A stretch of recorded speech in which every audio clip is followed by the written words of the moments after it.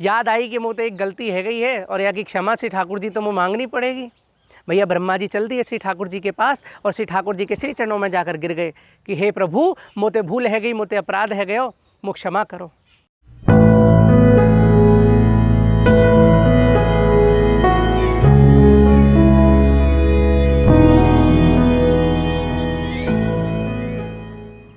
सभी को राधे राधे, जय श्री कृष्णा। अब तक हम सभी ने जाना कि श्री भक्तमाल एक परिचय क्या है, क्यों सुननी चाहिए, क्या कारण है और हमें क्या मिलेगा श्री भक्तमाल जी सुन के, वो हम जान चुके हैं। और आज हम सभी बड़े ही एक विशेष विषय पर चर्चा करने वाले हैं कि श्री भक्तमाल जी के जो रचयिता हैं, जिन्हें श्री नारायण दास जी के नाम से, श्री नाभादास जी के नाम से जाना जाता है, तो आज उनके जीवन के विषय में हम संक्षिप्त रूप से जानेंगे, जो कि श्री भक्ति रस बोधनी टीका के टीकाकार श्री प्रियादास जी महाराज ने उनके जीवन के विषय में संक्षिप्त रूप से हम लोगों को कुछ बताया है। यहाँ तक कि आज भी उनके जो जन्म स्थान है, उनके माता पिता कहाँ वो रहे, तो उस चीज़ में भी आज भी मतभेद है। लेकिन श्री प्रियादास जी की टीका, श्री भक्ति रस बोधनी टीका में जो संक्षिप्त रूप से उनके जीवन के विषय में वर्णन किया गया है, आज हम वो जानने वाले हैं। तो आइए प्रारंभ करते हैं श्री किशोरी जी के श्री चरणों का ध्यान करके। हो जिनके पग को नित ध्यान धरे, नहीं आवत न को ध्यानन में, वो तो प्रेम के कारण नाच नचे, ब्रज गोपिन के दध चाखन में। और भरोसो कहा कहियो गुण, गावत राधे को गायन में, कर जोर के भाग मनावत हो, श्री वृषभानु किशोरी के पायन में। प्रिय राधे प्रिय राधे, श्री राधे राधे प्रिया प्रिया, प्रिय श्यामा प्रिय श्यामा, श्यामा श्यामा प्रिया प्रिया। श्री नाभादास जी ने गुरुदेव की आज्ञा पाकर मोती रूपी इन भक्तों के चरित्र को एक माला में पिरो कर रख दिया, संजो कर रख दिया, जो आज इस जगत पर विशेष कृपा उन्होंने की है। किंतु अपने जीवन के विषय में श्री नाभादास जी ने श्री भक्तमाल कथा में नहीं लिखा।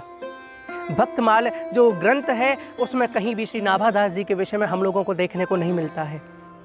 ये कृपा करी श्री प्रियादास जी महाराज ने, जो उन्होंने श्री भक्तमाल जी पर एक टीका लिखी। उस टीका का नाम है भक्ति रस बोधनी टीका, और उस टीका के 12वें और 13वें कवित्व में श्री नाभादास जी के जीवन के एक संक्षिप्त रूप में हम लोगों को एक उल्लेख मिला, और उसी उल्लेख के विषय में आज हम चर्चा करेंगे। उस उल्लेख से हम लोगों को पता चलता है, उस कवित्व से हम लोगों को पता चलता है कि श्री नाभादास जी का जन्म हनुमान वंश में हुआ। सुप्रसिद्ध हनुमान वंश में श्री नाभादास जी का जन्म हुआ। लेकिन श्री नाभादास जी जन्म से अंधे थे, जन्मांध थे। उनके माता पिता अकाल के समय, लगभग उनकी आयु होगी 5 वर्ष, तो उन्हें एक बीहड़ जंगल में छोड़ गए। जन्म से अंधा बालक और एक बीहड़ जंगल, वहाँ पर कृपा करी उनके गुरुदेव श्री अग्रदास जी महाराज ने। थोड़ा शिष्य परंपरा के विषय में जानते हैं। सर्वप्रथम रामानंदाचार्य जी के विषय में सभी ने सुना है, उन्हीं की शिष्य परंपरा में हुए हैं श्री नाभादास जी। तो रामानंदाचार्य जी के शिष्य हुए हैं श्री अनंतानंद जी महाराज, और श्री अनंतानंद जी महाराज के शिष्य हुए हैं श्री कृष्णदास पयोहारी जी महाराज। श्री कृष्णदास पयोहारी जी महाराज के 2 शिष्य हुए हैं श्री कील जी एवं श्री अग्रदास जी महाराज, और श्री अग्रदास जी महाराज की शिष्य परंपरा में हुए हैं श्री नाभादास जी महाराज। तो उसी जंगल से देव योग से कृपा करी श्री ठाकुर जी ने, और श्री कील जी और श्री अग्रदास जी उसी बीहड़ जंगल से निकल रहे थे। उसी जंगल से निकलते निकलते इस बालक पर उनकी दृष्टि पड़ी, और दृष्टि पड़ते ही बालक को गोद में उठाया और देखा ये तो अंधा है। जन्म से अंधे थे श्री नाभादास जी महाराज। श्री कील जी ने दया अनुसार अपनी कृतज्ञता दिखाकर उस बालक को अपने साथ ले लिया और अपने कमंडल से थोड़ा सा जल उनके श्री नेत्रों पर छिड़क दिया और उनकी दिव्य ज्योति श्री नाभादास जी वहां पर प्रकट हो गई। कितनी बड़ी कृपा है श्री ठाकुर जी की कि जैसे ही उनको श्री नेत्रों की ज्योति प्राप्त हुई, तुरंत ही श्री अपने गुरुदेव के दर्शन होने हुए। ऐसी कृपा कहां होती है। श्री कील जी एवं श्री अग्रदास जी उन्हें लेकर चल दिए और श्री गलता जी जयपुर, हम सभी ने नाम सुना है, वहां पर जाकर वो रहने लगे। श्री गुरुदेव की सेवा में वो लग गए। मंत्रोपदेश दिया श्री अग्रदास जी महाराज ने और गलता जी मंदिर में वो, जहाँ तक यह उल्लेख हमें मिला है उसमें यही बताया गया है कि गलता जी जयपुर में है, वहाँ पर श्री नाभादास जी ने श्री अपने गुरुदेव के श्री चरणों में रहकर वहाँ सेवा की है। टहल की सेवा में लग गए। और एक बात और उनकी अच्छी हम लोगों को सुनने को मिलती है कि जो संतों की झूठन है वह पाने में उन्हें बड़ा आनंद आता था। और संतों की, ऐसे दिव्य दिव्य संतों की यह झूठन, यह प्रसादी पाकर उन्हें एक दिव्य अनुभूति हुई, एक दिव्य कृपा श्री ठाकुर जी की उनके ऊपर हुई। और उस कृपा से अपने गुरुदेव की आज्ञा पाकर, श्री अग्रदास जी महाराज की आज्ञा पाकर श्री भक्तमाल कथा, श्री भक्तमाल ग्रंथ की रचना उन्होंने की। किंतु श्री भक्तमाल जी में अपने विषय में उन्होंने कुछ नहीं लिखा। श्री नाभादास जी के विषय में एक विशेष कथा भी प्रचलित है, मतभेद है, तो वो भी मैं आप लोगों को श्रवण कराता हूँ। एक बार श्री ठाकुर जी किशोरी जी की जब इस धराधाम पर लीलाएं चल रही थीं, तो श्री ब्रह्मा जी ने उनके समस्त ग्वाल बाल, गैया, बछड़े सबन को हरण श्री ब्रह्मा जी ने कर लियो। और उनको हरण करने के बाद वो ले गए। श्री ठाकुर जी को पता लगी कि ऐसे ऐसे ब्रह्मा जी ने हरण कर लियो है। तुरंत ही श्री ठाकुर जी ने दोबारा से ग्वाल बाल बछड़े जिनको उन्होंने हरण किया, दोबारा से उनकी सृष्टि कर दी। और ब्रजवासी को कतई पता ना लगो कि ऐसो भयो है, ऐसो ब्रह्मा जी ने ऐसी एक घटना घटित कर दी है। पता चलो श्री ब्रह्मा जी है कि ये सृष्टि साधारण ना है, कि ये स्वयं साक्षात गौलोक है। और गौलोक पर ये जो ग्वाल बाल हैं, ये जो बछड़ा है, ये जो गैया है, ये जो ब्रजवासी हैं, ये साधारण ना है, स्वयं श्री ठाकुर जी की कृपा से इनको यहाँ अवतरण भयो है। और हम सभी जानते हैं कि ब्रह्मा जी यहाँ पर जड़ रूप में विराजमान है और ब्रजवासी क्यों से ठाकुर जी को अति प्रिय है, इसीलिए अति प्रिय है। हमेशा मैं कहता हूँ आप सभी से, वो ब्रजवासी बल्लभ सदा मेरे जीवन प्राण, इन्हें तनक न विसारियो मोहिनंद बाबा की आन। ओ धन धन ब्रजवासी बड़ भाग, जय जय जय श्री वृंदावन, जिनके ही ये सहज अनुराग, जय जय जय श्री वृंदावन। तो भैया ब्रह्मा जी को अपनी भूल को याद आई कि मुझे एक गलती है गई है और या कि क्षमा श्री ठाकुर जी तो मुझे मांगनी पड़ेगी। भैया ब्रह्मा जी चल दिए श्री ठाकुर जी के पास और श्री ठाकुर जी के श्री चरणों में जाकर गिर गए कि हे प्रभु, मोते भूल है गई, मोते अपराध है गयो, मुझ क्षमा करो। लेकिन नहीं, श्री ठाकुर जी के ग्वाल बाल, गैया और बछड़ानते यदि कोई हाथों उनको लगावे तो श्री ठाकुर जी देख ना सके।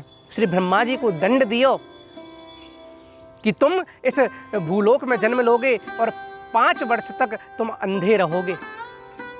लेकिन श्री ब्रह्मा जी की क्षमा याचना के अनुसार श्री ठाकुर जी ने उन्होंने कहा कि 5 वर्ष के बाद संतों की कृपा तुम्हारे ऊपर होगी और उस कृपा से तुम इस दिव्य जो जगत है इसको देख सकोगे। ऐसा ही हुआ। ब्रह्मा जी ने, कहते हैं कि श्री नाभादास जी स्वयं श्री ब्रह्मा जी के अवतार हैं और 5 वर्ष के बाद यह दिव्य दृष्टि श्री अग्रदास जी, श्री गुरुदेव की कृपा से उनको प्राप्त हुई। और आज एक जो कथा है ये भी प्रचलित है कि श्री ब्रह्मा जी ही श्री नाभा जी जो अवतार है वो आज हम लोगों को देखने को मिलता है, सुनने को मिलता है। मैं आप लोगों से शुरू से ही कह रहा हूँ कि श्री नाभादास जी के जीवन के विषय में मतभेद हैं। एक कथा श्री ब्रह्मा जी के जन्म की हो गई, एक कथा श्री प्रियादास जी की टीका में हम लोगों ने सुनी। लेकिन ऐसा कहा जाता है कि संवत 1700 के करीब करीब उनके जीवन का, उनके अवतरण का हम लोगों को सुनने को मिलता है।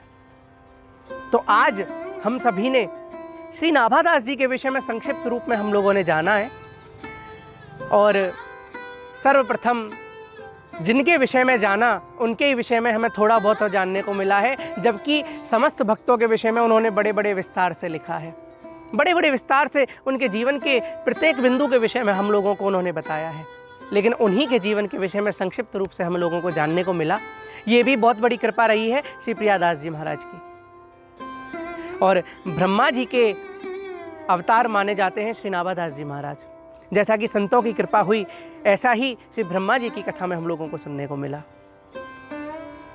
तो श्री किशोरी जी के श्री चरणों से ही हम लोगों ने ये कथा आरंभ की और उनके ही श्री चरणों में आज ये कथा हम विश्राम करते हैं। हो देवन को दुर्लभ सदा नहीं, गाय सके गुण गायन में, वो तो भक्तन संतन ही में बसे, रहवो कर सुधे सुभायन में। या को चारहु वेद बखान करे, जहाँ ब्रह्म रयो लपटायन में, नित्यानंद को सांवरो ध्यान धरे, श्री वृषभानु किशोरी के पायन में। प्रिय राधे प्रिय राधे, श्री राधे राधे प्रिया प्रिया, प्रिय श्यामा प्रिय श्यामा, श्यामा श्यामा प्रिया प्रिया। उम्मीद है आप सभी को कथा अच्छी लगेगी। कथा सुनने वाले बड़े कम लोग होते हैं। यदि आप लोगों को अच्छी लगे तो कथा आगे साझा जरूर कर दीजिएगा, ताकि और भी लोग इस भक्तमाल कथा से जुड़ सकें, यह भक्तमाल कथा सुन सकें। क्योंकि मैं पहले भी कह चुका हूँ, जहाँ भक्तमाल प्रारंभ हो जाती है वहाँ स्वयं श्री ठाकुर जी विराजमान हो जाते हैं। और जहाँ से हम कथा सुन रहे हैं ये कदम्ब का वृक्ष है, और कदम्ब का वृक्ष श्री ठाकुर जी को अति प्रिय है। श्री ठाकुर जी स्वयं श्रोता के रूप में विराजमान है और ये भक्तमाल कथा सुन रहे हैं। तो कितनी बड़ी कृपा श्री ठाकुर जी की आप पर और हम पर है।